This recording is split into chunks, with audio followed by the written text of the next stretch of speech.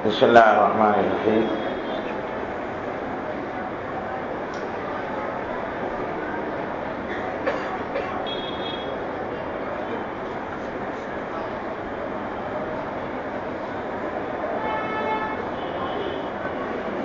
جو جانور ذبح کیے جاتے ہیں جن کا گوشت کھانا حلال ہے، ان میں 7 چیزیں ان کی کھانا حرام ہے۔ جن جانوروں کا گوشت کھانا حلال ہے، ان کے جسم کی 7 چیزیں کھانا حرام ہے۔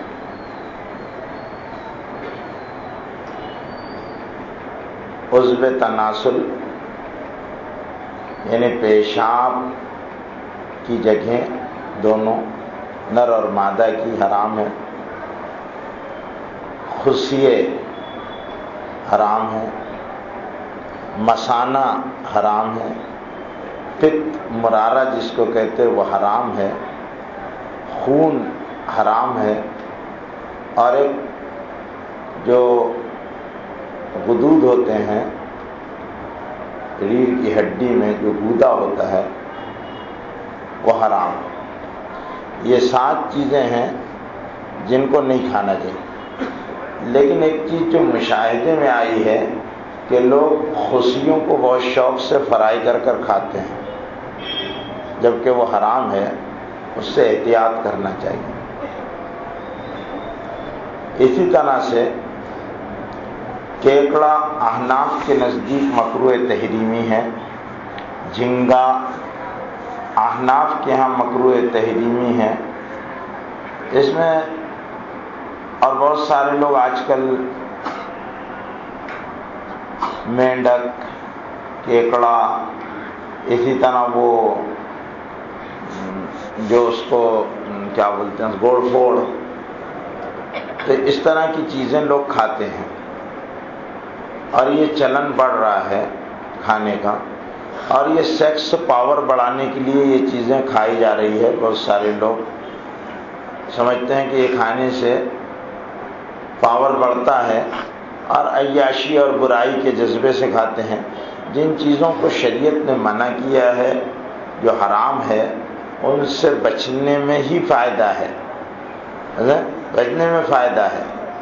اور جیسے سور حرام ہے تو اس لیے کہ وہ نجس العین ہے، اس کی ہر چیز ناپاک ہے۔ کتا حرام ہے تو اس کی رال بھی حرام ہے، اس سے بچنے میں ہی فائدہ ہے، تو احتیاط کرنا چاہیے یہ چیزوں سے۔ ایک چیز جو عام طور پر مسلم معاشرے میں بڑی بری طرح پھیل رہی ہے، وہ کاروبار کی لائن کے حلال و حرام سے ناواقفیت بڑھ رہی ہے۔ ایک طریقہ لوگوں میں رائج ہو گیا ہے، وہ یہ ہے کہ کوئی آدمی کو پیسہ دیتے ہیں تو پیسہ اس نے آدمی نے ضرورت مند آدمی نے ادھار لیا، تو ادھار لینے کے بعد اس کو کہتے ہیں بھئی میں تیرے کو پیسہ دے رہا، مجھے 1000 روپے زیادہ دینا۔ یہ کہا کہ 1000 روپے زیادہ ہیں۔ یہ چیز مالیگاؤں میں بہت زیادہ کثرت سے پھیل گئی ہے۔ اب پتہ نہیں وہاں کے علماء کی اس پر نظر ہے یا نہیں ہے، لیکن یہاں بھی بھیونڈی میں بھی بعض لوگ قرض پر پیسہ لیتے ہیں۔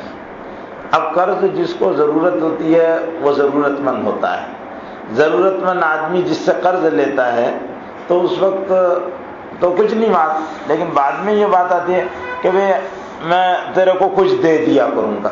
قرض لیتے وقت ہی جو معاملہ ہے، اللہ نے قرآن میں کہا اذا تداینتم بدین، جب تم کسی سے قرض کا معاملہ کرو تو اس کو لکھا کرو، اس میں گواہ بنایا کرو، تاریخ بھی لکھا کرو، یہ تاریخ کو واپس دیا جا رہا ہے، یہ تاریخ کو واپس دینا ہے۔ یہ معاملات اس انداز سے قرض کے ہونا چاہیے۔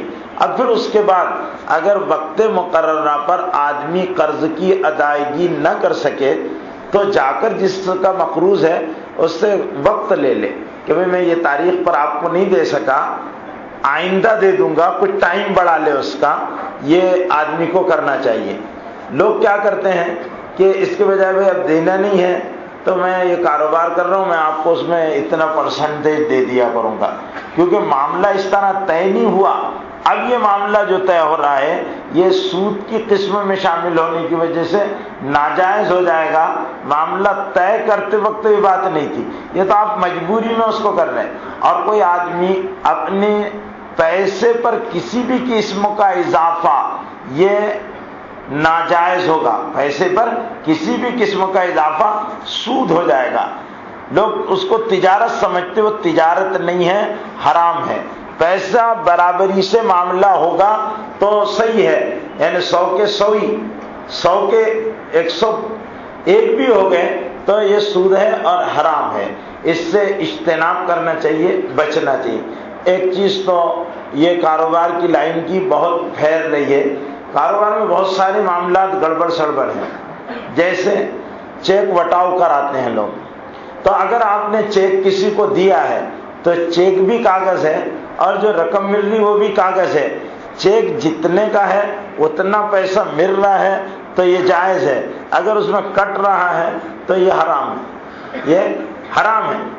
لوگ باقاعدہ مسلمان، ایک صاحب آئے میرے پاس کہ مولانا میرے پاس میں فلانے کا بیم چلا رہا ہوں اور اس کے یہاں سے وہ آتا ہے، وہ مسلمان ہے لیکن باقاعدہ مجھ سے پیسہ کاٹتا ہے اور جو بھی شکل ہے اس کی، تو وہ ناجائز شکل ہے، جائز شکل نہیں ہے. جو لوگ اس طرح کرتے ہیں تو ان لوگوں کو مہاجنوں اور ساہوکاروں کی طرح یہ حرام چیزوں سے بچنا چاہیے. اس کے بڑے وبال ہیں. ایک تو اللہ سے اعلان جنگ ہے سود والے سے. اللہ تعالیٰ دنیا میں ایسی صورت بنا دے گا کہ کتے سے برا حال ہوگا سود کے لینے والے کا اور کھانے والے کا، گواہ بھی نہیں بننا چاہیے اس سے. تو اس کا احتیاط کریں اور اجتناب کریں. اور اس کے جو بھی معاملات کی لائن کا دین ضرور پوچھیں علماء سے جا کر کہ ہم یہ کاروبار کر رہے ہیں، جیسے کنسٹرکشن لائن میں ہو یا میڈیکل لائن میں ہو یا کہیں ملازمت کر رہے ہوں، تو اس کے مسائل کی بڑی باریک تفصیلات ہیں. اس پہ علماء سے باقاعدہ تحقیق کر لیں کہ بھئی یہ نوعیت ہے، پوری نوعیت دیانتداری کے ساتھ مسئلے کی بتا دیں اور پھر اس کے بعد اس سے مسئلے پر عمل کریں. ایسا نہ ہو کہ آپ کرنے جا رہے ہوں اور اپنی آخرت بھی خراب کر لیں، اللہ کو ناراض بھی ہو جائے اس سے اللہ تعالیٰ. یعنی ایک اور چیز، مرغی کا جو گوشت بازاروں میں مل رہا ہے تو مرغی ذبح کرنے کے بعد گرم پانی میں ڈال دی جاتی ہے، اور یہ گرم پانی میں جب ڈال دی جاتی ہے تو جب تک اس کے پیٹ کی آلائش نہ نکالی گئی ہو اور گرم پانی میں ڈال دی جاتی ہو تو یہ مرغی کا گوشت حرام ہو جاتا ہے. ایسی جگہ سے مرغی نہ لیں جو لوگ گرم پانی میں مرغی کو ڈال دیتے ہیں اور اس کے بعد اس کو، بعض لوگ کہتے ہیں ہم نے ہلکا گرم رکھا ہے، بھئی گرم ہے، اس کا پیٹ پھٹ جاتا ہے. اب وہ ایسا چیز تو نہیں ہے کہ نچوڑا جائے، جو چیز دھونے کے بعد اگر کسی چیز کو گندگی لگ جائے، گندگی لگ جائے اور اس کو دھو کر نچوڑ لیا جائے تو پاک ہو جاتی ہے. اگر نچوڑی نہ جاتی ہو تو پھر وہ پاک نہیں ہوتی، پاک نہیں ہوتی. اس لیے اس میں احتیاط کی ضرورت ہے کہ ہم لوگ جب لیں. ایک اور بھی چیز ہے جو مجھے بھیونڈی کے تعلق سے معلوم ہوا کہ یہاں پر بعض لوگ ذبح کرنے والے مرغی والوں کے تعلق سے معلوم ہوا، واللہ عالم، یہ میری تحقیق نہیں ہے، صرف سنی ہوئی بات ہے، لیکن اس کی تحقیق بھی کر لینا آپ لوگوں نے کہ بعض مرغی کا گوشت بیچنے والے اپنے پیروں سے چوری پڑا کر لاتے ہیں اور بس اسی سے ذبح کرتے ہیں. ذبح پر بسم اللہ اللہ اکبر پڑھا جانا ضروری ہے تو حلال ہوگی. حالانکہ امام شافعی رحمۃ اللہ علیہ کا مسلک یہ ہے کہ اگر مسلمان ذبح کر دے تو ذبیحہ حلال ہو جاتا ہے، لیکن امام ابو حنیفہ رحمۃ اللہ علیہ کے ہاں بسم اللہ اللہ اکبر اللہ کا نام پڑھنا ضروری ہے. اگر آدمی بھول دے اور نسیان کی وجہ سے ہو جائے تو جائز ہو جائے گا امام ابو یوسف رحمۃ اللہ علیہ کے نزدیک، لیکن اگر قصدن کرے تو پھر وہ حلال نہیں ہوگا. ایک چیز تو یہ ذہن میں رکھیں کہ اور چار رگیں ہوتی ہے، ان چاروں کے کاٹے بغیر جانور حلال نہیں ہوتا.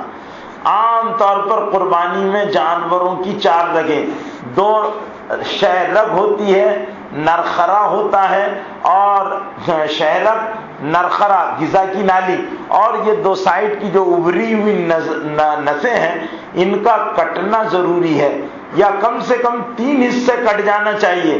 ایک حصہ اگر باقی رہ جائے تو چلے گا، اگر اس سے کم رہے گا تو جانور حلال نہیں ہوتا. اس کا خاص خیال ذبح کرتے وقت، چاہے مرغی ذبح کریں چاہے ہاتھی ذبح کریں، لیکن اس کا خیال ضرور رکھیں کہ 4 رگیں ہوئی یا نہیں ہوئی. ایک مسئلہ اور جو عام طور پر جس میں ہمارے یہاں لاپرواہی ہونے لگی ہے وہ یہ ہے کہ ہم لوگ کسی کے بھی یہاں دکان پر بازاروں میں جاتے ہیں، جانے کے بعد کیا کرتے ہیں، بغیر اجازت کا اٹھا کر کھا لیتے ہیں. بغیر اجازت کے، میں یہ مسئلہ اس سے کچھ سال پہلے بتا چکا ہوں کہ اخبار والے کی دکان پر جائیں گے پیپر پڑھنا شروع کر دیں گے. جائز نہیں ہے پیپر پڑھنا. اس نے اپنا پیپر بیچنے کے لیے دکان لگائی ہے، دارالکتاب نہیں کھولا ہے کہ آپ پڑھیں. آپ کو پڑھنا ہے تو وہاں اجازت بھی نہیں لے کر پڑھ سکتے. آپ قیمت ادا کیجئے اور پھر اپنے گھر پر لے جا کر یا وہیں بیٹھ کر پڑھ لیجئے. یہ ہے. بعض لوگ بالکل ڈھٹائی کے ساتھ، کیا بے شرمی کی بات ہے کہ بے شرمی کے ساتھ اخبار والوں کے ہاں پڑھتے رہتے ہیں. یہ نہیں. دوسری ہے کہ بازار میں جائیں گے تو کسی کے ہاں بھی کھا لیں گے. بازار ہے نہیں، اجازت دو. اجازت کے بغیر وہ کھانا حلال نہیں ہے. ایک اور چیز کہ بازاروں میں عام طور پر یہ ہوتا ہے کہ ایک ریٹ طے ہو گیا کہ آپ کو مرغی 10 روپے کلو ملے گی. آپ نے اس کو لیا، اب آپ کا 95 روپے ہوا تو آدمی بھاؤ طے کرنے کے بعد 5 روپے کم دیتا. دکاندار بدل ناخواستہ اس کو قبول کرتا، جی نہیں چاہتا اس کا. آپ کے ذمے اس نے بول بھی دیا تو آپ کے ذمے 5 روپے حق باقی رہے گا، کیونکہ آپ نے معاملہ طے کرنے کے بعد اس کو نہیں دیا، اس کے حق میں ناانصافی کی. اس لیے یہ جو چکر ہے نا، ارے اب جانے دو، اب یہ کیا لے رہے ہیں، تب آدمی کہتا ہے جانے دو بھائی، کسٹمر ہے، آدمی وہ کرے گا. تو یہ ظلم کی بات ہے، جس سے آپ مال خرید رہے اس کے ساتھ آپ ناانصافی کر رہے ہیں. ناانصافی کر رہے ہیں. ایک میڈیکل لائن میں اور ڈاکٹروں کی لائن میں مسائل اس سے پہلے جو میں بتا چکا ہوں کہ بہت زیادہ گڑبڑ ہونے لگی ہے. مسلمان ڈاکٹر اگر ہیں تو ان کو یہ حرکت سے بعد آ جانا چاہیے کہ جس کے ہاں بھیجتے ہیں اس سے کٹ لیتے ہیں. کٹ تو میں کٹ کے سلسلے میں بولا، بعض لوگوں کو شاید یہاں پر بعد میں مجھے معلوم ہوا کہ کچھ لوگ تبصرہ بھی کر رہے تھے کہ یہ ایسا نہیں ہے. حالانکہ میں بھی میڈیکل لائن میں بہت اچھی طرح بڑے بڑے ڈاکٹروں سے تعلقات ہیں، واقف ہوں. تو بلکہ لوگوں نے مجھے بعض چیزوں میں یہ کہا کہ دواؤں میں بھی گڑبڑ ہو رہی ہے، دوائیں بھی گڑبڑ کی جا رہی ہے اور بہت ساری چیزیں. میں نے کہا بھائی رمضان کے بعد مجھے آپ کچھ ڈاکٹر یاسین قاضی اور بہت سارے لوگ آئے تھے تو ان لوگوں نے کہا ہم پوری تفصیلات آپ کو دیتے ہیں. یہ باتیں ڈاکٹروں کو بھی معلوم ہونا چاہیے کہ اس میں یہ گڑبڑ ہو رہی ہے. تو خود ڈاکٹر لوگ پڑھے لکھے لوگ ہوتے ہیں، ان کو یہ چاہیے، اور جو میڈیکل اسٹور والے ہیں ان کو بھی چاہیے کہ وہ اس لائن کے میڈیکل لائن کے مسائل مستند علماء سے پوچھ لیں کہ بھئی یہ جائز ہے ناجائز ہے، اور بلا وجہ غیر ضروری اس میں تو نہیں آتا، کوئی ہماری حلال کو حرام کرنے والا امر تو نہیں ہے. اس کی تحقیق کرنے. اب رہ گیا بھئی زکوٰۃ کا مسئلہ، صدقہ فطر وغیرہ کا مسئلہ آئندہ جو میں بتاؤں گا. لیکن ایک بات یاد رکھو، جو لوگ پہلے دینا چاہ رہے ہیں زکوٰۃ، تو صدقہ فطر کی مقدار 1.25 سیر گیہوں یا 3.5 سیر جو اور کھجور ہے، یا اتنی مقدار کا پیسہ ہے، یہ دینا چاہیے اور اس کی رقم دے. لیکن یہ جو امام لوگ ٹھیکیدار بن کر بیٹھے ہوئے مسجدوں سے اعلان کرتے رہتے اس سال کا صدقہ فطر 30 روپے طے کیا گیا، 35 روپے طے کیا گیا، یہ سب بیوقوفی کی بات ہے. ان کو کوئی اختیار نہیں ہے کہ یہ کسی کا بھی صدقہ فطر ادا کریں. ہر آدمی کے اندرون خانہ حالات مختلف ہے. ایک آدمی 25 روپے کلو کا گیہوں کھاتا ہے، ایک آدمی ایسا بھی ہے جو 5 روپے اور 6 روپے کا بھی نہیں کھاتا ہے. تو ایک کی انکم کے ذریعے کچھ اور ہیں تو ایک کیا لگے. اور پھر گیہوں سے کائے کو نکالتے ہیں. گیہوں عرب میں مہنگا تھا، عرب میں مہنگا تھا، ہمارے یہاں سستا ہے. تو اللہ کے رسول نے وہاں کھجور سستی تھی اور وہ تھا. تو ہم لوگوں کو یہ ہے کہ غریبوں کا جس میں فائدہ ہو اس کو دیکھ کر اس حیثیت کے اعتبار سے ہر آدمی اس مقدار کا اندازہ لگا کر اپنے گھر والوں کا اور اپنی طرف سے صدقہ فطر ادا کرے، جس کی تفصیلات آئندہ جمعہ انشاءاللہ بیان کی جائے گی. اس مرتبہ کچھ زکوٰۃ کے مسائل سن لیجئے. زکوٰۃ مسلمان پر فرض ہے. زکوٰۃ مسلمان پر فرض ہے، بالغ پر فرض ہے، بالغ پر فرض ہے، عاقل پر فرض ہے، اس کو عقل بھی ہونا چاہیے. باول دیوانوں پر شریعت نافذ نہیں ہوتی. اور اس کے علاوہ یہ ہے کہ وہ مالک نصاب ہونا چاہیے. مالک نصاب کے معاملے میں بڑے لوگوں کو سمجھ میں نہیں آ رہی اتنی موٹی بات. لوگ کیا سمجھتے ہیں کہ 7.5 تولے سونا، 7.5 تولے سونا اور 52.5 تولے چاندی، یہ دو الگ الگ چیزیں ہیں. یعنی اتنا پیسہ جس آدمی کے پاس، یا اتنا سونا یا اتنا مال تجارت جس آدمی کے پاس آ جائے، یہ حد ہے، اس پر زکوٰۃ فرض ہوگی. جیسے 15 سال میں نماز فرض ہو جاتی ہے، اسی طرح 7.5 تولے کی مالیت ہو جائے تو زکوٰۃ فرض ہو جاتی ہے. اب لوگ کیا کرتے ہیں، 7.5 کو اور 52.5 کو مائنس کر کر پھر جو بچ رہا ہے 10 تولے ہے تو 2.5 تولے کی زکوٰۃ نکالتے ہیں. بڑے عقل کے بہادر لوگ ہیں. 2.5 تولے کی زکوٰۃ، ارے بھیا پوری زکوٰۃ نکالی جائے گی. یعنی 10 تولے سونے کی یا جتنا بھی 60-70 تولے چاندی ہے اس کی زکوٰۃ نکالی جائے گی. پورے اس میں زکوٰۃ نکالنا ہے، اس کو مائنس نہیں کرنا ہے کہ یہ وہ تو حد بتا دیے اتنا ہے تو زکوٰۃ دینا پڑے گا. زکوٰۃ کا دینا رمضان میں ضروری نہیں کہ رمضان میں ہی دیا جائے، لیکن رمضان ترتیب اس لیے ہے، اس میں ہمارے مولویوں نے بڑے اس کے ساتھ امت کو رمضان پر ڈال دیا ہے. حالانکہ زکوٰۃ کا اصول یہ ہے کہ مال جب آیا ہے تو مال جب سے آیا ہے، آپ کے پاس 10 لاکھ روپے آئے ہیں فروری میں، تو پورے فروری 1 سال اس پر گزرنا چاہیے. اس کو اصطلاح فقہ میں حولان حول کہتے ہیں. 1 سال گزر جائے تب آپ پر زکوٰۃ، اور 1 سال وہ پیسہ آپ کے پاس محفوظ رہے، اتنی مقدار باقی رہے تو آپ کو وہ زکوٰۃ کی رقم ادا کرنا ہے. اگر 1 سال کے اندر آیا تھا، ایک طرف سے آیا لیکن دوسری طرف سے نکل گیا تو پھر زکوٰۃ نہیں ہے، پورا 1 سال رہنا چاہیے. تو سال مختلف مسئلے اس میں ہیں کہ آسانی کے لیے لوگوں نے رمضان پر امت کو ڈالا ہے کہ رمضان کی وجہ سے کیا ہے کہ آدمی حساب کتاب بھی کر لے گا اور رمضان سے رمضان کے درمیان کاروبار کرنے والوں کو چلتا ہے. تو اب ہر مہینے کا تو آدمی زکوٰۃ کا حساب نہیں کر سکتا ہے کہ جنوری میں اتنا آیا تھا تو اگلی جنوری میں نکالوں گا، فروری میں اتنا ہے. تو اس کے لیے سال بھر کا جو روٹین رہتا ہے نا، اس کا ایک لمسم پکڑ لے، زیادہ پکڑ لے.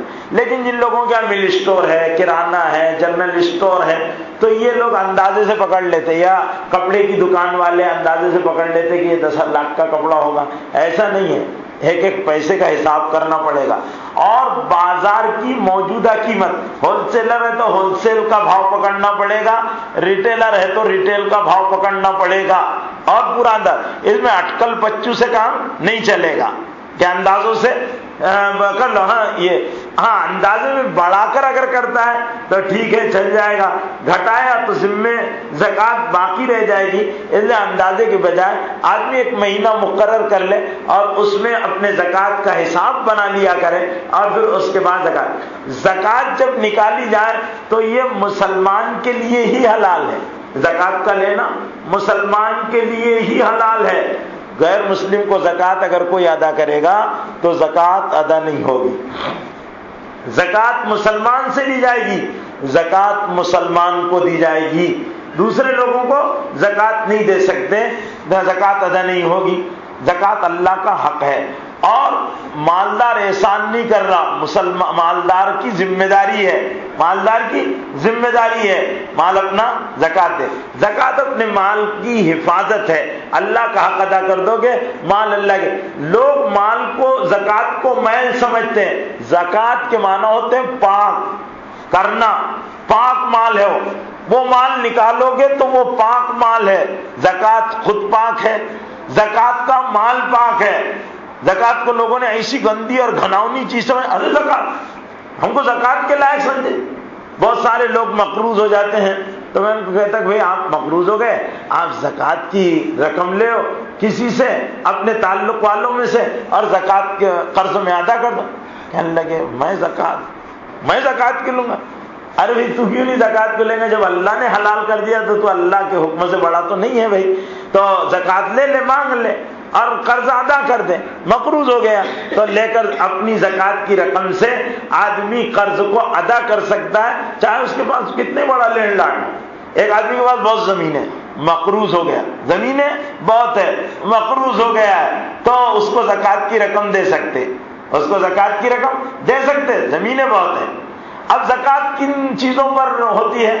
مال تجارت پر زکوٰۃ ہے، جو لوگ یان خریدتے ہیں تو اس پر زکوٰۃ ہے، لوم پر زکوٰۃ نہیں، کارخانے پر زکوٰۃ نہیں، یان پر زکوٰۃ ہے، جو کپڑا تیار ہو گیا اس کی مالیت پر زکوٰۃ ہے، یہ زکوٰۃ ہے۔ مال تجارت پر زکوٰۃ ہے، وہ زمینیں جو بزنس کے لیے لی گئی اس پر زکوٰۃ ہے، وہ فلیٹ جو بزنس کے لیے لیے گئے ان پر زکوٰۃ ہے، سونے اور چاندی پر زکوٰۃ ہے، باقی کسی بھی قسم کی دھاتوں پر زکوٰۃ نہیں۔ ہاں لوہا ہیرے تجارت کے لیے خریدے گئے ہیں تو زکوٰۃ ہے۔ آدمی نے اپنے پیسے کو بیلنس کرنے کے لیے ہیرے خریدے یا لوہا خرید کر ڈال دیا تو زکوٰۃ نہیں ہے۔ ہیرے جواہرات پر زکوٰۃ نہیں ہے، زیورات پر زکوٰۃ ہے، سونے اور چاندی کے، اور کپڑے پہننے کے استعمال کی گاڑیوں پر زکوٰۃ نہیں ہے۔ زمین سے پیدا ہونے والی پیداوار پر عشر ہے، اور جانوروں پر زکوٰۃ کی ایک مقدار ہے جو شریعت نے بتا دی، اونٹ اتنے ہو تو اتنی زکوٰۃ نکالی جائے، گائیں اتنی ہو تو وہ ایک الگ نصاب ہے، اور مال پر جو ہے کھیتوں سے پیدا ہونے والے اناج کو وَآتُوا حَقَّهُ يَوْمَ حَصَادِهِ، کاٹنے کے دن اللہ کا حق ادا کر دیا کرو، وہ الگ مسائل کی نوعیت الگ ہے، اور یہ جو زکوٰۃ وغیرہ ہے اس کی نوعیت الگ ہے۔ اپنا کتنی عالیشان گھر آپ نے بنایا اس پر زکوٰۃ نہیں ہے، بڑے سے بڑے کارخانہ ڈال دو اس پر زکوٰۃ نہیں ہے، عمدہ سے عمدہ گاڑی خرید لو اس پر زکوٰۃ نہیں ہے، سامان گھر کے اسباب پر زکوٰۃ نہیں ہے، ہیرے خرید لو ہیروں پر زکوٰۃ نہیں ہے، لوہا خرید کر ڈال دو لوہے پر، تجارت کے لیے خریدو گے تو زکوٰۃ ہے، لیکن آپ نے لے کر رکھا کہ چلو آگے کام آ جائے گا، زکوٰۃ نہیں ہے، تو یہ زکوٰۃ کے مسائل ہیں۔ اب میرے بھائیوں، زکوٰۃ کا یہ ہے کہ زکوٰۃ اپنے طرف سے ادا کر دے، کس کو دے؟ فقراء کو دے، فقیروں کو، مسکینوں کو دے، فقیروں اور مسکینوں کی تحقیق کر لے کہ آدمی کی ضرورت پوری ہوتی ہے لیکن بڑی تنگی سے، اس کو فقیر کہتے ہیں، ضرورتیں بھی پوری نہیں ہوتی وہ مسکین ہے، بڑی ضرورتیں بھی پوری نہیں ہوتی وہ مسکین ہے، مقروضوں کو دے دے، مجاہدین کو زکوٰۃ دے دے، عاملین زکوٰۃ وصول کرنے والے جو حکومت کی طرف سے نامزد ہوتے ہیں والعاملین علیہا ان کو دے دے، نو مسلم جو اسلام قبول کرتے ہیں ان کی تالیف قلب کے لیے ان کو زکوٰۃ دے دے۔ یہ زکوٰۃ کی مدیں ہیں۔ مسافر ہے، اپنے ہاں تو بہت بڑا سیٹ ہے، دھلیا کے اندر، مالیگاؤں کے اندر، الہ آباد کے اندر بہت بڑا ہے، لیکن بھیونڈی آیا تھا، پیسے لایا، اس کا کریڈٹ کارڈ بھی کٹ گیا، جیب بھی کٹ گیا، اب یہاں پر فقیر چند ہے، مانگ رہا ہے کہ بھئی میرے مدد کر دو، تو اس کو زکوٰۃ دے سکتے، اس کا زکوٰۃ لینا، وہ اپنی سبیل راستے کا بیٹا مسافر ہے اس کو زکوٰۃ دے سکتے ہیں۔ زکوٰۃ کی یہ مدیں ہیں، ان میں زکوٰۃ دینا چاہیے، اور زکوٰۃ کا حساب کر کر باقاعدہ اس کو اللہ نے جتنا حد متعین کی اس کے اعتبار سے زکوٰۃ دینا چاہیے، ہماری فرض ہے یہ زکوٰۃ کا ادا کرنا۔ ایک چیز ہوتی ہے کہ لوگ زکوٰۃ میں مالی چیزیں دے دیتے ہیں، کچھ بھی اٹھا کر دے دیتے ہیں۔ ایک صاحب نے کہا کہ کپڑے بھیج دیے کہ زکوٰۃ میں دینا ہے، وہ کپڑے واقعتاً نہ وہ خود پہنیں گے نہ ان کے بچوں کو پہنانا پسند کریں گے، خود بھی نہیں پہنیں گے، اپنے بچوں کو بھی پیسہ نہیں۔ سال بھر جو تھان بکتا نہیں، بیپاری کیا کرتا ہے؟ سال بھر اس کا وہ تھان بکا نہیں، تو ماری چیز اللہ کے نام لگا دو زکوٰۃ میں، وہ دے دیا زکوٰۃ میں اٹھا کر۔ جو ریڈی میڈ کپڑے بکے نہیں دے دیے زکوٰۃ میں، جو لنگیاں بکی نہیں دے دی زکوٰۃ میں، جو کپڑا نہیں چل رہا وہ دے دیا زکوٰۃ میں، ماری چیز اللہ کے نام، میرے بھائیو زکوٰۃ نہیں، زکوٰۃ اس طرح ادا نہیں کرنا چاہیے، زکوٰۃ جو ہے اس کی مقدار طے کرو، آپ کیوں رقم دے دو، آدمی ضرور کپڑا دے رہے تو پھر آدمی جس کی ضرورت ہے اس سے پوچھ کر دو تمہاری یہ ضرورت ہے، تم کو کپڑا چاہیے، اور اس کے واقعتاً وہ ننگا ہے تو اس کو کپڑا دے سکتے ہیں، بھوکا ہے تو دے سکتے ہیں، بیمار ہے تو علاج کو دے سکتے ہیں، ان میں زکوٰۃ کی رقم دے سکتے ہیں۔ لوگ کیا کرتے ہیں کہ اپنے رشتہ داروں کو زکوٰۃ تو دینا رہتا ہے، شادی پڑ گئی تو اب کیا سوچتے ہیں کہ اگر ان کو نہیں بھی دیے تو دینا پڑے گا، ایسا کرو نا کہ ان کو زکوٰۃ دے دو۔ اب ان کو زکوٰۃ دے دیتے ہیں تو شادی بیاہ کے لیے زکوٰۃ نہیں دے سکتے، کیونکہ اسلام میں شادی بیاہ کو پیسہ نہیں لگتا، اسلام میں شادی کے نام پر پیسہ خرچہ کرنا سب سے بڑی حماقت ہے، سب سے بڑا اس پر وبال ہے، اللہ کے پاس جواب دینا پڑے گا۔ شادی پر جتنا بھی پیسہ خرچ ہوتا ہے اس کا جواب اللہ کو دینا پڑے گا، اسراف میں سے حرام ہے، اسراف میں سے حرام۔ ولیمہ اس پر وہ بھی جائز ولیمہ ہونا چاہیے، جائز ولیمہ جس کی تفصیلات میں کئی مرتبہ بیان کر چکا ہوں، جہیز اور دوسرے خرافات، وہ سب چیزوں پر، یہاں تک کہ نوشہ یا دلہن کے لیے جو کپڑے سلائے جاتے ہیں وہ بھی اسراف میں ہے۔ نیا کپڑا سلانا نئے شادی شدہ لوگوں کے لیے سنت سے ثابت نہیں ہے، سنت ثابت نہیں ہے۔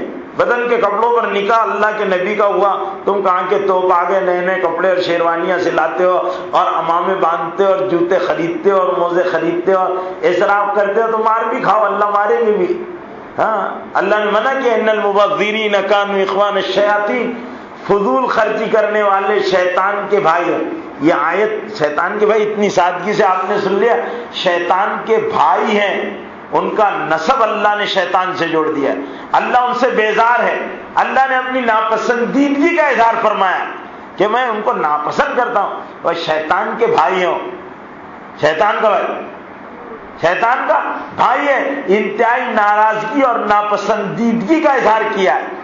تو اس لیے میرے بھائیوں، اللہ کے رسول مدینے میں ہوتے، صحابہ کی شادیاں ہوتی اور رسول اللہ شادیوں میں شرکت نہیں کرتے، سادگی دل، تو اس مد میں شادیوں کی مد میں دینے کا جواز نہیں ہے، دینے کا جواز نہیں ہے۔ لوگوں نے اس کو اس انداز سے ادا کرنا شروع کیا، بیماروں کو دو، ضرورت مندوں کو دو، یتیموں کو دو، بیواؤں کو دو، محتاجوں کو دو، اور سب سے پہلے اپنے عزیزوں کو دو، اپنے عزیزوں قرابت داروں کو دو۔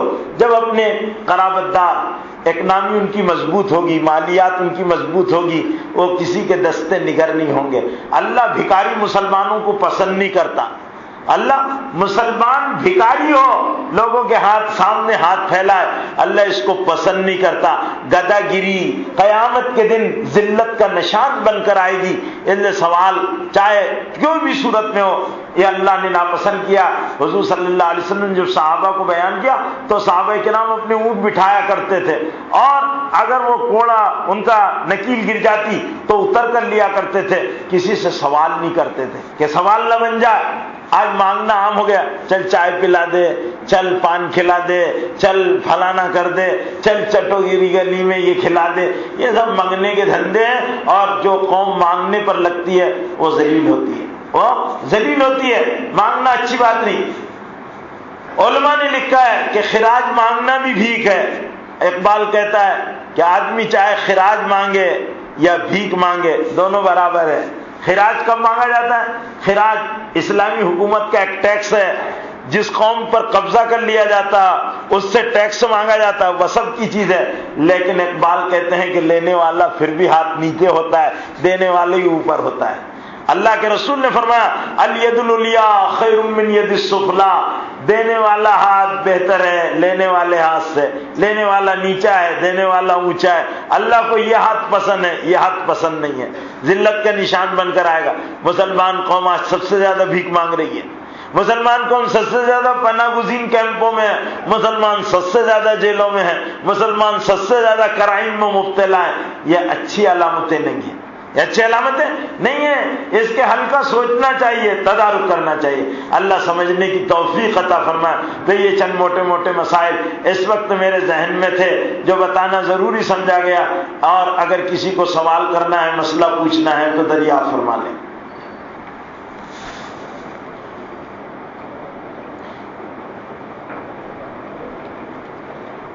ہاں بھئی، یہ ہندا نے ایام حیض اس کی MC شروع تھی، 4 روزے رکھے، 4 روزے چھوڑ دیے MC کی وجہ سے، 5ویں روز اس کا MC بند ہو گئی تو اس نے روزہ رکھا، لیکن چھٹے دن پھر MC کا خون نظر آ گیا تو پھر 7ویں روز پاک ہو گئی۔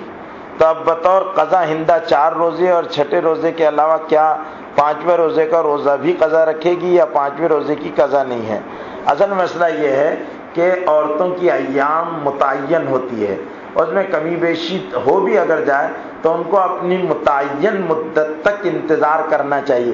کسی عورت کے جو ایام ہیں وہ 5 دن ہوتے، کسی کے 7 دن ہوتے، کسی کے زیادہ سے زیادہ مدت 10 دن ہے۔ جن عورتوں کو عادت ہے 5 دن کی تو وہ 5ویں دن اپنی طہارت یعنی انتظار کرے اور پاک ہو جائے۔ اگر اس صورت میں یہ ہے کہ یہ خاتون نے ہندا نے 4 روزے رکھے، 5ویں کو پھر بند ہو گیا تو اس کو 5ویں کی بھی قضا کرنا پڑے گی، چھٹے کی بھی قضا کرنا پڑے گی، کیونکہ اس نے جو روزہ رکھا وہ روزہ نہیں ہوگا، حالت ناپاکی کی حالت میں ہے، ابھی اس کے ایام چل رہے ہیں، اس لیے اس کو پاک ہونا پڑے گا۔ تو 5واں بھی روزہ رکھے گی اور چھٹا بھی رکھے گی۔ جب اس کا 7واں دن پاکی کا دن ہے تو اس دن وہ پاک ہو جائے، چاہے رات میں نہ پاک ہو لیکن صبح میں 7ویں کے دن میں روزہ رکھ لے اور پاک ہو کر پھر روزہ رکھ لے، لیکن رات سے روزہ رکھنا پڑے گا چاہے پاک نہ ہو۔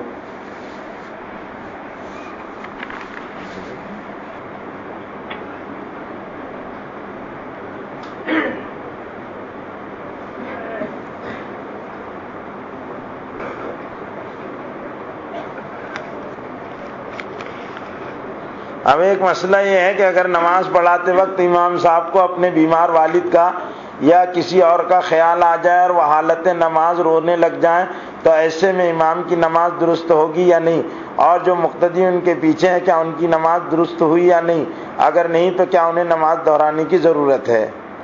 یہ اگر امام کو خیال آ جائے اور امام رونے لگ جائے تو نماز ہو جاتی ہے، نماز کی صحت پر فرق نہیں پڑے گا، مقتدیوں کو بھی دہرانے کی ضرورت نہیں ہے، چاہے وہ یعنی اپنے والد وغیرہ کے خیال سے اچانک آدمی نماز پڑھتے پڑھتے چلا جاتا ہے، کیونکہ اس کا تو کوئی وہ نہیں ہے، بریک لگتے نہیں ہیں، کہیں چلا گیا آدمی اس میں رو دیا تو وہ رونا اختیاری نہیں، اگر اختیار سے سوچ کر آدمی رو رہا ہے تو پھر نماز ختم ہو جائے گی، اور پھر آدمی کو نماز اچانک رونا آ گیا اور اس کے رونے کی وجہ سے آدمی رو دیا وہ تو نماز ہو جاتی ہے دہرانے۔ آج کے دور حاضر میں لڑکیوں اور عورتوں کو 2 ویلر چلانا کہاں تک درست ہے جبکہ وہ باپردہ اور انہیں کسی نامحرم کے ساتھ بھی نہ بیٹھنا پڑے؟ بھئی آج کے دور میں لڑکیوں اور عورتوں کو 2 ویلر چلانے میں یعنی شرعی اعتبار سے تو کوئی قباحت نہیں ہے، لیکن جب وہ 2 ویلر چلائے گی تو کتنے بھی پردے میں ہوگی تو ان کو جو یہ تو پکڑنا ہی پڑے گا، کیا بولتے اس کے ایکسیلیٹر پکڑنا پڑے گا، ہینڈل پکڑنا پڑے گا، اور جب پکڑے گی وہ تو اس کے جسم کی ساخت تو خدا نے کچھ ایسی بنائی ہے کہ وہ نمایاں ہوگی۔ تو اس میں ایک کام ہے کہ 2 ویلر تو چلا سکتی ہے لیکن سڑکوں پر سے آدمیوں کو ہٹانے کا انتظام کر لیں تو درست ہوگا۔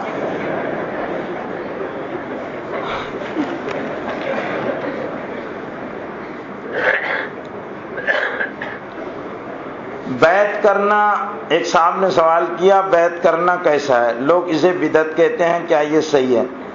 بیعت کی اصل میں تفصیل یہ ہے کہ بیعت گناہوں سے توبہ اور اپنی اصلاح کا تعلق کسی صاحب نسبت بزرگ سے اور اللہ والے سے کرتے ہیں تو تو یہ درست ہے، اپنا اصلاح کا تعلق ہے، کسی کو اپنا بڑا بنانا، اس سے اپنی اصلاح کرانا، یہ درست ہے، اس میں کوئی قباحت نہیں ہے۔ اور حضور اکرم صلی اللہ علیہ وسلم بھی اسلام کی بیعت لیا کرتے تھے، صحابہ سے توبہ کرایا کرتے تھے، اس میں وہ نہیں ہے۔ ایک سوال یہ ہے کہ ہندوؤں کی 4 وید ہیں جس میں حضور صلی اللہ علیہ وسلم کا ذکر مبارک آیا ہوا ہے، آپ کے والد ماجد، آپ کی والدہ ماجدہ کا بھی ذکر ہے، تو کیا یہ ممکن ہے کہ جس طرح ہر دور میں مخصوص قوموں کی ہدایت کے لیے اللہ نے کم و بیش نبیوں کو، انبیاء کو دنیا میں بھیجا، کیونکہ ہندو مذہب بہت قدیم مذہب ہے اور ان ویدوں میں حضور کا ذکر ہونے کے معنی یہ ہو سکتے ہیں کہ بھی اللہ کی طرف سے اس دور کے لیے ہو؟ بھئی اللہ نے قرآن میں کہا لِكُلِّ قَوْمٍ ہاد، ہر قوم کے لیے اللہ نے نبی بھیجے۔ ہندوستان میں انبیاء علیہ السلام کی آمد کے بارے میں تو مختلف روایتیں ہیں، اور انبیاء علیہ السلام کی قبروں کا پتہ بھی ہندوستان میں چلا ہے، بزرگان دین کے مکاشفوں کے ذریعے سے بھی اس کا پتہ چلتا ہے، اور یہ بھی ہے کہ ہندوستان میں انبیاء علیہ السلام آئے ہوں، اور ویدوں کی جو تعلیم ہے وہ خالص مبنی بر توحید تعلیمات ہیں، اگرچہ اس میں تحریف ہو چکی ہے، اور حضور اکرم صلی اللہ علیہ وسلم کی آمد کی جو خبر ہے، اور ہندو ایک زمانے سے کالکی اوتار کا انتظار کر رہے ہیں، تو یہ قوم جو ہے بغیر توحید کی، یعنی جو توحید کی ان کی تعلیم ہے، تو نبیوں کی ہدایت کے بغیر ممکن نہیں ہے، تو اس لیے ممکن ہے کہ یہ قوم کے اندر انبیاء علیہ السلام ہیں، لیکن جن لوگوں کو نبی کہا ہے بعض لوگوں نے، جیسے کرشنا کو کہا ہے اور رام جی کو کہا ہے، تو یہ اس طرح کسی مخصوص نام کو بغیر کوئی تحقیق کے ان کو نبی کہنا یہ درست نہیں ہے، ہم ان کو نبی نہیں کہہ سکتے ہیں۔ مولانا مفتی کفایت اللہ صاحب نے تعلیم الاسلام میں اس مسئلے کو بہت وضاحت کے ساتھ لکھا ہے کہ بھئی نہ کہنا، خاموش رہنا بہتر ہے، ہم ان کی گستاخی بھی نہیں، ان کو برا بھلا بھی نہیں کہہ سکتے ہیں، کیونکہ ان کے بارے میں ہم کو ان کی تاریخ اور سیرت معلوم نہیں۔ رام جی کے بارے میں جو کہانیاں ہیں وہ تو ایسی ہے کہ بس اس پر یقین نہیں کرنا چاہیے، اور اسی طرح کے ان کے جو اور دوسرے لوگ ہیں اس کے بارے میں بھی نہیں رہ گیا۔ گوتم بدھ کی تعلیمات جو ہیں وہ وحدانیت کی تعلیم تھی، اور انہوں نے خود رحمت عالم صلی اللہ علیہ وسلم کے بارے میں اپنے مرید کو، گووندا کو وصیت کی تھی کہ تو نے حضرت محمد صلی اللہ علیہ وسلم سے ملنا تو ان پر ایمان لانا، تو لیکن ان کے بارے میں بھی کہ وہ نبی تھے یہ نہیں کہا جا سکتا۔ بعض محققین نے گوتم بدھ کو ذوالکفل قرار دیا ہے کہ جو قرآن مجید میں ذوالکفل کا تذکرہ ہے، ذوالکفل کا تذکرہ ہے، تو لوگوں نے کہا کہ ذوالکفل یا ذوالکفل جو ہے یہی گوتم بدھ ہیں۔ بعض لوگوں نے کیونکہ کپل واسطو ترجمہ کیا ہے اس کا ذوالکفل کا، کپل واسطو کا، اور کپل واسطو کو یہ گوتم بدھ قرار دیا ہے، یہ تحقیق ہے، لیکن اس اوپر علماء نے بہت کلام کیا ہے، یہ جھمیلوں میں ہم کو پڑھنا نہیں چاہیے۔ کہ بہرحال یہ ہے کہ اگر نیک بندے تھے تو اللہ میاں سمجھ لیں گے کیا تھے وہ تو، اور اگر ہے ہم سے پوچھا جائے گا نہیں، ہم کو تو صرف سارے نبی جو معلوم ہے ان پر ایمان لانا چاہیے، جو نہیں معلوم ہے ان کو بھی اگر اللہ نے بھیجا تو بہت اچھی بات ہے، اللہ کے نبی ان پر بھی ایمان لانا چاہیے، یہ اجمالی ایمان ہے، اور تفصیلی ایمان حضرت محمد صلی اللہ علیہ وسلم پر ہم کو لانا چاہیے، اور ہم کو ہی نہیں سارے دنیا کے انسانوں کو لانا چاہیے۔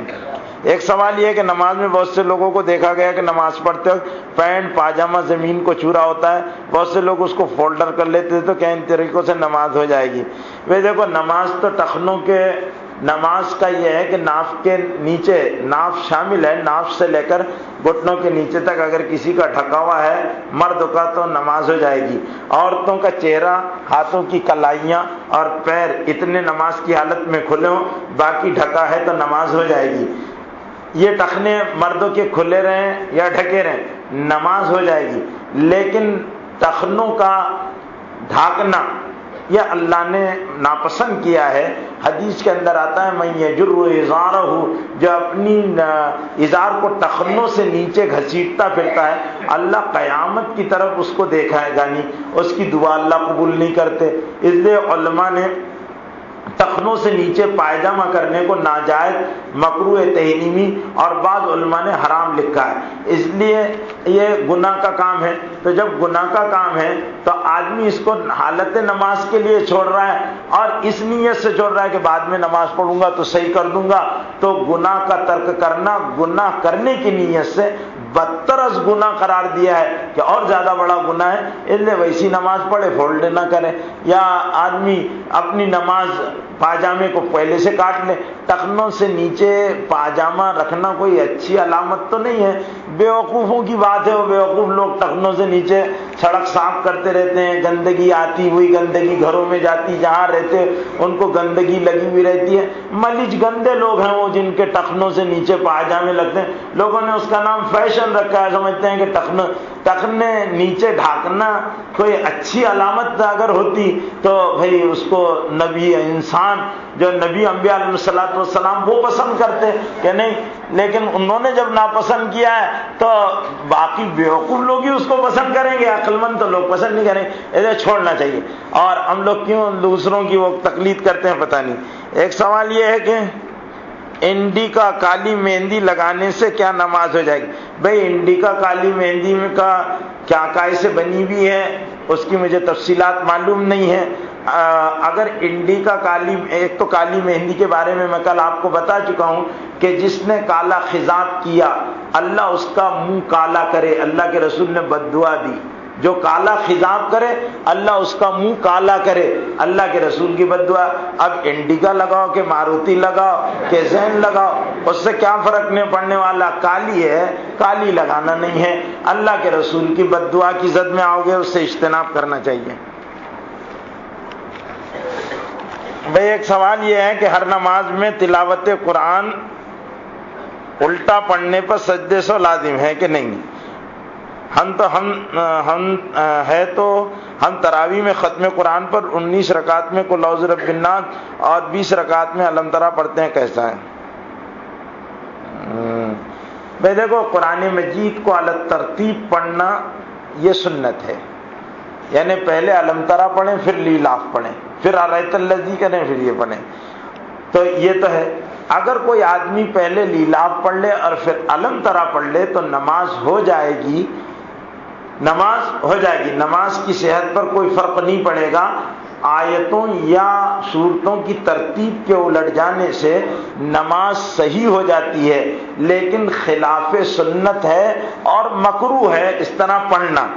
رہ گیا یہ کہ رمضان میں جب قرآن مجید ختم کیا جاتا ہے تو 19ویں رکعت میں قل اعوذ برب الناس آدمی پڑھ لیتا ہے، قرآن مکمل ہوتا ہے، اور اس کے بعد 20ویں رکعت میں حافظ جو ہے الف لام سے دوبارہ پڑھتا ہے، الف لام سے پڑھتا ہے، تو یہ الف لام چونکہ قرآن ختم ہو گیا ہے اور نئے سرے سے پڑھنا اللہ کے رسول کی سنت بھی ہے کہ جب قل اعوذ برب الناس پڑھ لو، قرآن ختم کر لو، تو پھر نئے سرے سے سورہ بقرہ کی ابتدائی آیتیں پڑھ لیا کرو، تو وہ مستحب ہونے کی وجہ سے اس پر عمل ہوتا ہے۔ اور جہاں قرآن ختم ہو جائے تو ترتیب کے بعد ختم ہونے کے بعد جیسے سورج ڈوب گیا تو پھر کیوں نکلتا، یہ ایسا سوال ہے، یہ سوال اس نوعیت کا ہے کہ بھئی سورج ڈوب گیا نا، ختم ہو گیا، پھر کیوں نکلا؟ تو اب نئے سرے سے قرآن جہاں ختم ہوگا تو وہاں سے جب ہوگا تو وہی ترتیب ہے۔ قل اعوذ برب الناس کے بعد قرآن کی ترتیب کیا ہے؟ الف لام میم ذالک الکتاب لا ریب فیہ ہے۔ گھر پر کھڑے ہو کر بیسن میں وضو بنانا کیسا ہے؟ بیسن میں بنا سکتے، کچن کے بیسن میں بنا سکتے، کہیں بھی بنا سکتے، بس گندگی نہیں آنا چاہیے، کر سکتے ہیں۔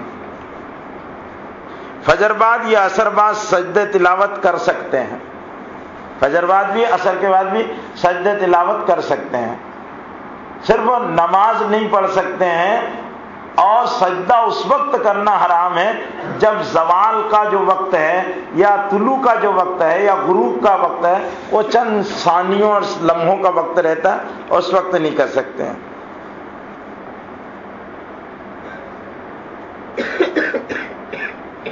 ہاں بھئی ایک مسئلہ اچھا پوچھا ہے، جن صاحب نے بھی پوچھا، آج بھیونڈی میں کانٹریکٹ پر لوم لیا جاتا ہے اور کانٹریکٹ میں ڈپازٹ دیا جاتا ہے، وہ ڈپازٹ پر زکوٰۃ ہے یا نہیں ہے؟ جس آدمی نے کانٹریکٹ پر لوم لیا ہے اور رقم دی ہے، جس کو بھی دی ہے تو اس کے پاس تو وہ امانت ہوگی، وہ رقم اس پر زکوٰۃ نہیں ہے. جس نے دیا ہے، مثال کے طور پر کانٹریکٹ کے لیے 2 لاکھ روپے دیا ہے، تو 2 لاکھ روپے پر جس نے دیا اس کے ذمے زکوٰۃ ہے، اس کو زکوٰۃ دینا پڑے گی. یہ بھی اپنے شوہر کے لیے بلیچ کر سکتے؟ کیا کریں؟ بلیچ کرنا تو یہ ہے کہ بھئی درست نہیں ہے. اس میں جو نیچرل وہ ہے، بالوں کو ہلکے ہلکے جو بال رہتے جو اس کو رواں کہتے ہیں، ان کو بلا ضرورت کے اکھاڑنے سے چہرے کے مسخ اور بدلنا ہے. اس کی ممانعت آئی ہے. حدیث میں اس کو منتخمات کہا گیا ہے کہ جو اپنے بھووں کو باریک کرتی ہے، مونچھوں کے یہ جو ہلکے ہلکے بال نکلتے ہیں ان کو نکالتی ہے، یا چہرے کے بالوں کو نکالتی ہے. ایسے عمل کو ناپسند کیا گیا ہے. البتہ عورت اپنے شوہر کے لیے زینت اختیار کر سکتی ہے، مہندی لگائے، لیکن مہندی وہ آج کل وہ پرت والی مہندی اگر لگاتی ہے تو جب وہ ناپاکی کے ایام میں رہے تب لگائے، جا کے جب وہ نماز پڑھنے کے لائق ہو جائے تو وہ مہندی وغیرہ سے اس کی نماز پر فرق نہ پڑے. ناخن پالش سے نماز روزہ نہیں ہوگا کیونکہ وضو نہیں ہوگا. یہ جو لپسٹک آج کل لگائی جاتی ہے، یعنی پھلا ہوا پھیپڑا ہونٹوں کو بنا لینا اور خراب، بہت ہی خراب نظر آتا ہے، تو وہ لگانے سے بھی پرہیز کرنا چاہیے. تو یہ چیزیں جو ہے وہ بری ہے. البتہ عورتیں مہندی لگائے، سرما لگائے، خوشبو لگائے، اور سب سے بڑی بات تو یہ ہے کہ اگر قاعدے کی ہے، سلیقے والی ہے، تو مسکراہٹ ہی سب سے زیادہ اس کی زیب و زینت ہے. یہ فالتو سب تماشے ہیں، چوچلے ہیں. تو ہاں، جو آدمی جس عورت کا شوہر بدکار ہو، پرائی عورتوں کے پیچھے پڑا رہتا ہو، ان سے موبائل اور سیل فون پر لگا رہتا ہو، ان سے نگاہیں لڑاتا ہو، ایسے بدکار آدمی کے لیے اس کی بیوی کو اجازت ہوگی کہ وہ بلیچ کرائے، فیشن کرے، بنے ٹھنے، اور خوب اس کے لیے فٹ لباس پہن کر اس کے سامنے مٹکے تاکہ وہ کہیں نہ بھٹکے.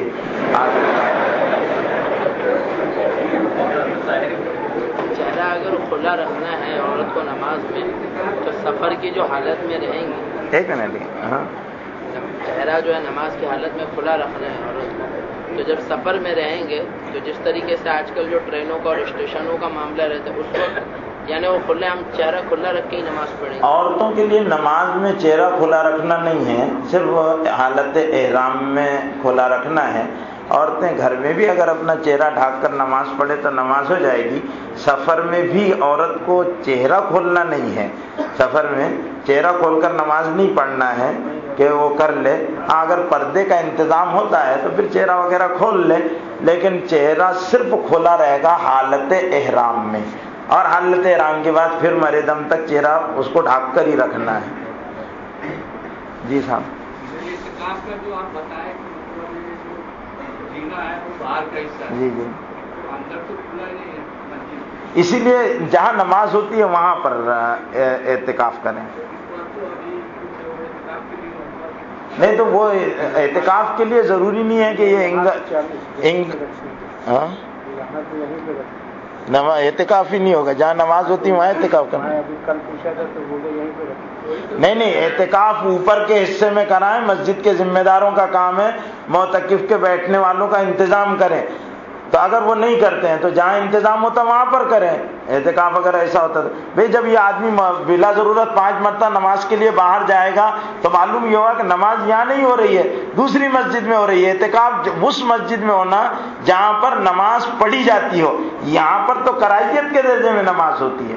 تو اس کے لیے اگر ایسا ہے یہاں نہیں اعتکاف ہوگا، اوپر اعتکاف کریں اعتکاف کرنے والے. اور سرور بھائی ہے کیا یہاں پر؟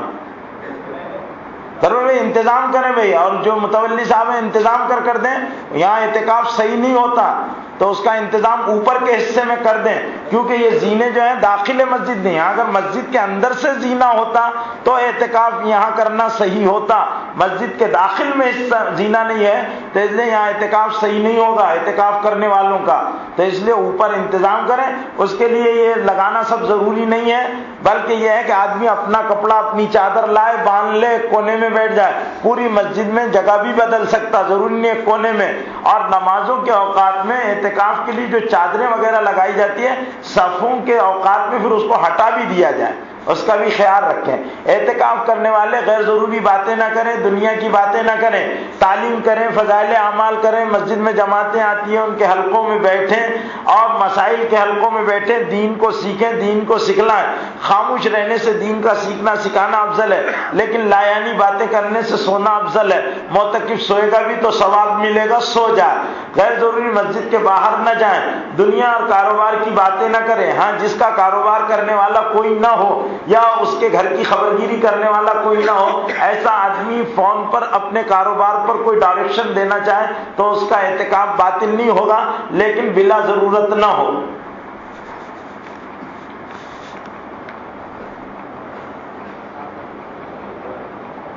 ٹرین میں چالو ڈبے میں سفر کر رہا ہو پر جگہ نہیں ہو تو نماز کیسے پڑھے؟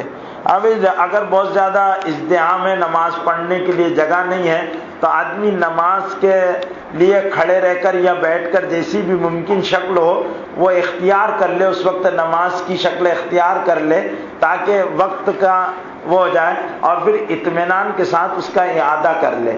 نماز اگر اطمینان کے ساتھ اعادہ کر لے، اگر اس کو کھڑے رہ کر نماز پڑھنے کا موقع نہ ملا ہو تو وقت کے اندر ہے تو اعادہ کر لے، وقت کے بعد ہے تو بھی اپنی نماز کو دوبارہ پڑھ لینا چاہیے، کیونکہ چالو ڈبوں کا تو بہت برا حال رہتا ہے، اس میں بھیڑ بکریوں کی طرح انسان بھرے ہوئے رہتے ہیں، تو آدمی کو کھڑے رہنا مشکل رہتا ہے، تو نماز وغیرہ تو دقت ہی ہوتی ہے. اخیر تک انتظار کرے، اگر کسی اسٹیشن پر ٹرین رکتی ہو تو اسٹیشن پر نماز پڑھ لے. اندازے سے سم کا تعین کر لے، اگر گھوم سکتے تو گھوم جائے، نہیں تو اس رخ پر نماز پڑھے. اینما تولوا فثم وجہ اللہ، جدھر بھی رخ کر کر نماز پڑھو گے اللہ کا رخ ہے. قبلہ جو ہے اس کی تعین جو ہے وہ اس لیے ہے تاکہ آدمی کو ایک مرکز توجہ ملے، اور اس لیے ساری دنیا کے مسلمانوں کو قبلے کی طرف. نہیں تو کیا ہوتا، اگر قبلے کا رخ نہیں ہوتا تو یہ اپنی مسجد میں ہر آدمی الگ الگ قبلہ ہوتا، سویت والوں کا الگ رہتا، الہ آباد والوں کا الگ رہتا، بابو گنج والوں کا الگ رہتا، لواڑا ہی رہتا، انصاری الگ ہوتے، شیخ الگ رہتے. تو اس لیے ایک رخ پر جمع کیا امت کو. نہیں، پرساد ہندو لوگوں کا نہیں کھانا چاہیے. ہندو کی دعوت وغیرہ کھا سکتے ہیں، لیکن ان کے مذہبی تہواروں اور مذہبی رسموں کی چیز نہیں کھا سکتے، اس سے احتیاط کرنا چاہیے. غیر اللہ کے نام پر ہوتا ہے، اس لیے نہ کریں. دو پارٹنر اگر الگ الگ ہو گئے ہیں اور ایک رقم لینی ہے، مثال کے طور پہ 10 لاکھ روپے لینے ہیں، لیکن اس پارٹنر جو الگ ہونے کے بعد رقم لوٹائیں 2 سال کے بعد، 10 لاکھ روپے لوٹائیں 2 سال کے بعد، یا 4 لاکھ پہلے لوٹا دیا، پھر تو اس کی زکوٰۃ کا کیا مسئلہ ہے؟ بھائی جب زکوٰۃ آ جائے، جب رقم ہاتھ میں آ جائے، زکوٰۃ مال پر قبضے کے بعد ہے، یعنی دینے جس پر زکوٰۃ فرض ہو اس کے قبضے میں بھی ہونا چاہیے، اور جس کو دی جا رہی اس کا بھی قبضہ ہونا ضروری ہے. تو یہ دونوں میں قبضہ ضروری ہے زکوٰۃ کا. تو زکوٰۃ کا اگر آئے تو اسی وقت اس کو دے گا جب قبضے میں آ جائے. اب قبضہ 4 سال کے بعد آ رہا تو وہ 4 سال کی زکوٰۃ اس کو ایک وقت میں دینا پڑے گی جب قبضہ ہو جائے گا. تو لیکن قبضہ ہونے کے بعد گزشتہ زکوٰۃ نکالنی پڑے گی. ہاں، پچھلے سالوں کی زکوٰۃ اس کو نکالنا پڑے گی، جتنے سالوں کی زکوٰۃ ہے. مولانا ٹی ڈی ایس کا جو رقم ہماری اس میں سے کٹتا ہے، جو بھی بزنس کر رہے ہیں تو وہ اماؤنٹ کمپنی ہمیں کاٹ کے دیتی ہے، ٹی ڈی ایس ایک اماؤنٹ پرسنٹ طے پر، تو وہ ہم کو T D S return file ہم لوگ کرتے ہیں تو وہ ہم کو ریٹرن ملتا ہے، تو کیا اس پہ زکوٰۃ ہے؟ زکوٰۃ ہے اس میں، کیونکہ آپ ہی کا پیسہ ہے جو کاٹا گیا ہے اور آپ ہی کو ریٹرن مل رہا ہے. اور اگر ریٹرن نہیں کرتا ہے، جیسے کوئی آدمی return T D S file return نہیں کرتا ہے تو وہ پیسہ گورنمنٹ نہیں دیتی ہے، 3 سال کی اس کی مدت رہتی ہے، اگر اس کو ریٹرن نہیں کرتا ہے فائل تو اس سے لے کر وہ 3 سال کی زکوٰۃ